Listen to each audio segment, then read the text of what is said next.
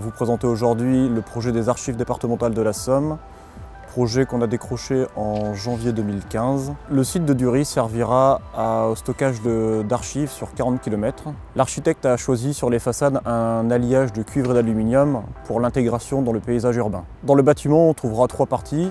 Une partie bureau en rez-de-chaussée, une partie technique permettant de regrouper toutes les machines du bâtiment et une partie en R+4, le bâtiment en cuivre-aluminium permettant d'accueillir 12 salles d'archives, 6 salles en rayonnage mobile, 6 salles en rayonnage fixe, permettant d'accueillir 40 km de stockage.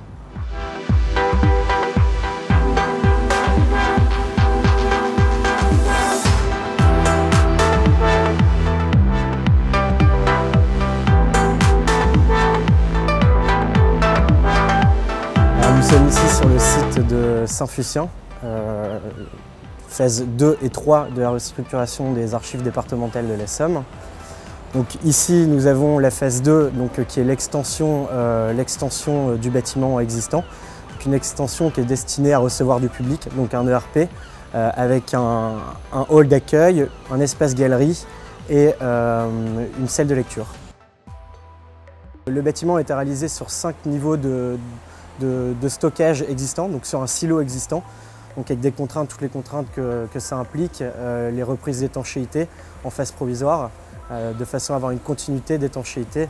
La deuxième contrainte, c'était le contexte géographique, puisqu'on est en centre-ville, d'Amiens, en plein centre-ville, dans une des rues les plus patientes. Donc il a fallu jongler pour pouvoir stocker les matériaux, implanter la grue qui elle a été implantée entre la chaussée et le trottoir. Mais avec des matériaux très nobles, puisqu'on a, sur le même principe que Dury, une couverture en cuivre-aluminium, des plafonds pour le hall d'accueil qui sont en chêne et des sols pour le hall d'accueil en pierre bleue du Hainaut. Et donc derrière moi, nous avons la phase 3 qui, elle, est la réhabilitation donc, de l'ancien monastère qui était déjà la zone de bureau des archives existantes.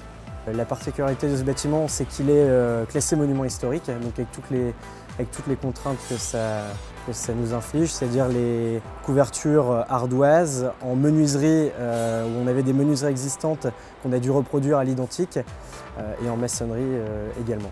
Le but de cette réhabilitation, c'est essentiellement de remettre aux normes accessibilité handicapée le bâtiment.